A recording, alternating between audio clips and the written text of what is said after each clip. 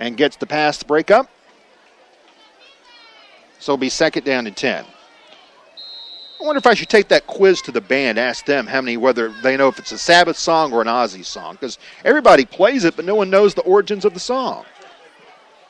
You hear that everywhere, but there are lots of great new metal songs they can use. 2nd down and 10. 2nd and 10 for the Panthers. Eubanks in the backfield with Puckett and Beasley. Schmid goes under center, throws a slant. It is tipped away, and was it intercepted? I think they're going to rule that an interception. Number 4 made the grab, Tyshawn White. What a play he made, knocking it away from Whitted to ruin that slant, and Tyshawn White comes over to make the interception. So Orange, who last week didn't make a turnover in a game for the first time this year, commits the game's first turnover here. White comes away banged up, but he made a great play, biting on that slant at just the right time to come up with the pick. That's the 7th interception thrown this year by Jackson. Bad starting field position here for Webb, but they'll take it as opposed to a touchdown. And off to the left side, and immediately swarmed is Tyrone Clark. It was 77 Noah Rogers who came in. Noah, you have to have mental strength here to remember that Noah is now 77 and not 93, which is his usual number. But he had to change that because he's now playing offensive line as well. 2nd down and 8. Orange still leading 21-0. There's been no scoring as of yet here in the second quarter. Kenneth Vaney goes to the near sideline along with Kareem Bailey from the I formation. Tied in to the left, that's Fuller. And here's a play fake. Here's Harris stepping to the left, throws the pass, and it was incomplete. He was looking for Kareem Bailey. And we've got flags down.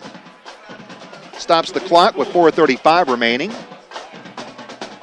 And we got an eligible man downfield called against Webb. That will most likely be declined. No, it won't be. They're going to go ahead and take the penalty.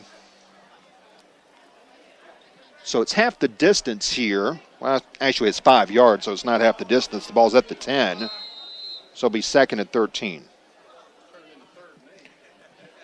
Orange could have made that 3rd down and 8, as John just mentioned, but instead they're going to make it a 2nd and 13.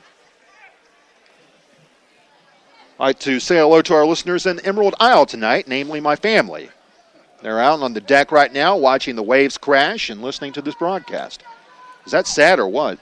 Here's a toss. Going to the right side is Clark, who now cuts it up the middle, and he's out to about the 9-yard line. My brother's girlfriend listening. Say hello to Abby, who is one of the fun times that she gets to listen to me. She tells me she enjoys listening. Is that scary or what? All right, so that was good for 5. And it'll be 3rd down and 8. Hello to Gene and David, my mom, my dad, my brother Stephen, my uncle Dick, Christopher, Betsy. Yes, they're all out there. I was there yesterday, but Jamie Hall got caught up on the Camp Lejeune entrance gate, so he couldn't make it here tonight. 3rd down and 8. Now Harris rolls out to the left, pumps it deep down the field, and it is tied up and incomplete. There was a tie-up for that ball. Milton Purcell was in there to knock it away.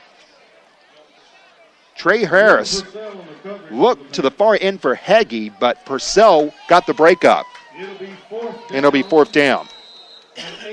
So after Webb got the interception from Tyshawn White, they go 3 and out once again, and Kenneth Faney comes out on the field, and Peyton Wilson just licking his chops, standing back at the Webb 35, ready to return this one. He hasn't had a punt return in about a month for a touchdown. He'll take a line drive here. The crowd comes to its feet. Peyton strung out to the near sideline, gets a block to the 30, 25-20. He is gone, and he will trot into the end zone for a touchdown. You could see that coming a mile away.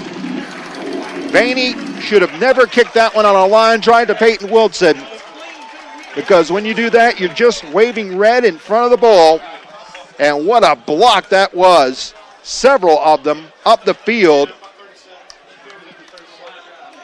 Hunter Parenford came over, made one block, and Jordan Farrington also got in there, and he's getting just as many slaps on the back and plaudits as anybody else right now.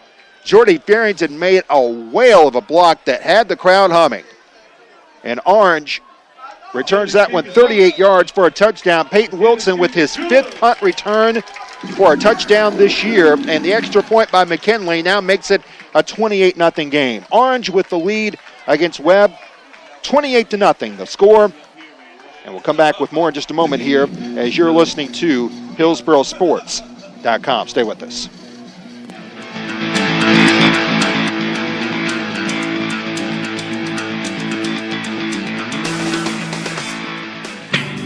Angie, your purse looks great. Where did you get it embroidered? Oh, thanks. My family got it for me at Happy Stitches in Hillsboro. It was a surprise for my birthday. It looks so professional. Does Happy Stitches do only purses? No, they monogram t-shirts, bags, stickers, coolers, beach bags, magnets, even Christmas ornaments. You name it, they do it. Perfect. With the holidays coming up, I've been looking for something for my Christmas tree. I'll visit Happy Stitches today. Happy Stitches, located in the Daniel Boone Village. Call Wendy Allison at 919-644-8455.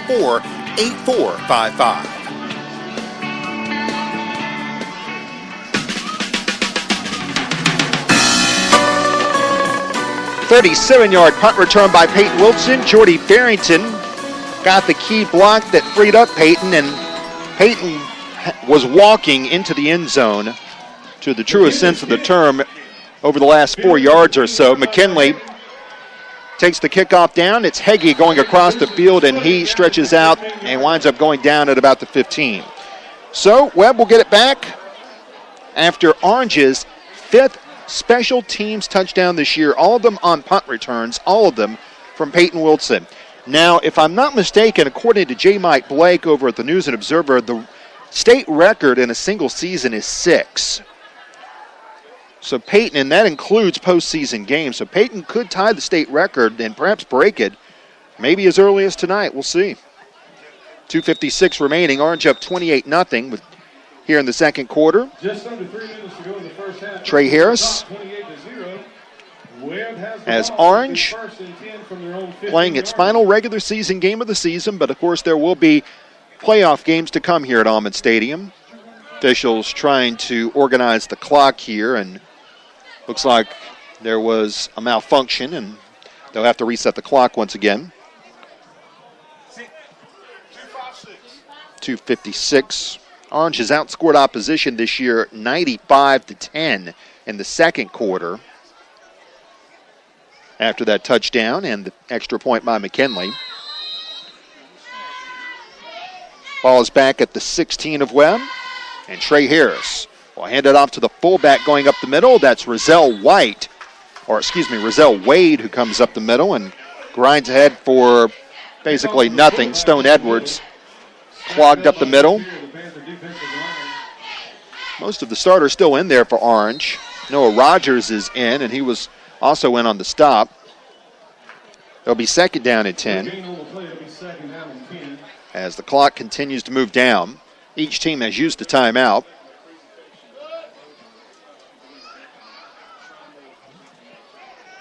Tyrone Clark will stand to the left of the quarterback, Trey Harris, the senior. With the tight end to the left side and 3 wide receivers. Now rolling out to the near side is Harris. He's going to gun it deep down the field looking for Vaney, and it slipped right through his hands, incomplete. A well-thrown ball that time by Harris. Vaney was right there on coverage, and he had 2 guys with him, and still that ball landed right in his hands and went right through him. So it'll be third down. Good throw by Harris. And double coverage, no less. There'll be a presentation coming up to Pat Moser for being named an assistant coach in the Shrine Bowl, and that game is at least supposed to feature Stone Edwards. However, if Orange has a deep playoff run, they won't be able to make the game because that's going to take place in the first Saturday in December, which is going to be this year at around the 3rd week of the playoffs because of this delayed schedule, which is also wreaking havoc on several other things here at Orange. Third down and 10, 3 wideouts to the near side of the field. Harris takes the snap. He's flushed out of the pocket. He will gun it deep down the field looking for Vaney, and this one is caught by Vaney. What a grab. He caught it over 2 guys. What a vertical by Kenneth Vaney, who hauls it in at the Orange 43, and we've got a Panther down. Boy, that was some vertical by Ken Vaney, who makes a fantastic grab, and once again, he was double covered, but it seemed like he had go-go gadget legs and just extended in the air, hauled over 2 Panther players, and brought that ball in. A great catch by Ken Vaney. We've got a Panther down. We'll get an update on that in just a second, but first, we're going to go to a timeout with Orange leading. The score, the Panthers up 28-0. And you're listening to HillsboroSports.com. Stay with us.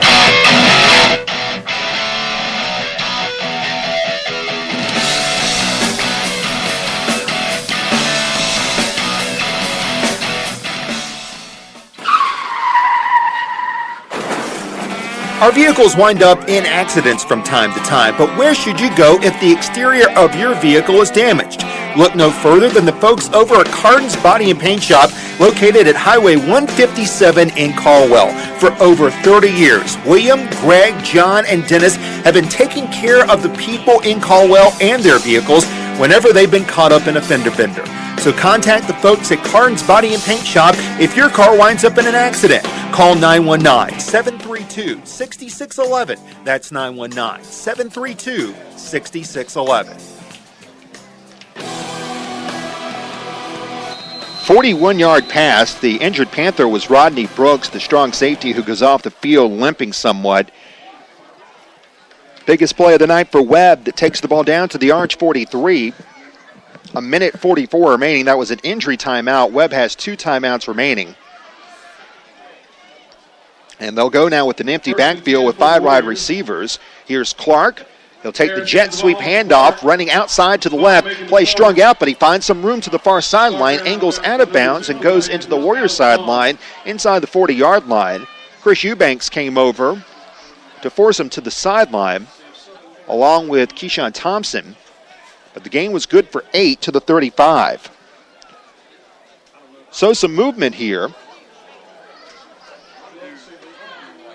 by the Warriors, as they'll have a 2nd and 2 coming up after Tyrone Clark gained 8, advancing the ball to the Orange 35. Orange up 28-0 with a minute 23 remaining here in the first half. Heggie will step to the right, 3 wide receivers to the right, and keep in mind Webb playing without their top wide receiver, and Joe McAllister, who was knocked out of this game in the first quarter. Harris, handoff. Clark moves to the right side, got the first down and more past the 30, and he is ahead to the 27. I'll stop the clock with a minute 15 remaining. So Webb moving the ball with momentum and with confidence. Gains 7 there. Chris Eubanks got in on the tackle. First down to 10. First and 10 for Webb. Webb has to think about spending those timeouts now. Harris goes out of the backfield from the shotgun, takes the snap, meets pressure from the side, and goes down. Peyton Wilson came out on the edge to make the sack. Keyshawn Thompson was coming in as well.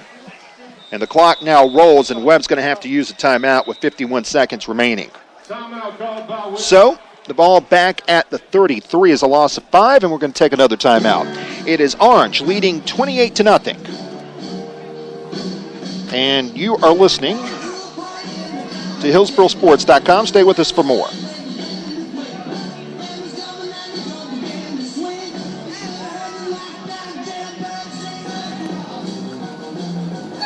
A friendly welcome awaits one of the great public golf courses in North Carolina. Okanichi Golf Course is proud to be the home course for the Orange Panthers and the Cedar Ridge Red Wolves men's and women's golf teams. They're open to the public with memberships starting as low as $200. Okanichi is a locally owned, third-generation family business with some of the best champion Bermuda greens in the area. Visit okanichi.com for more information, or you can call 919-732-3435 to schedule a lesson, purchase gift cards, or learn more about tee times. And come meet me at Okanichi.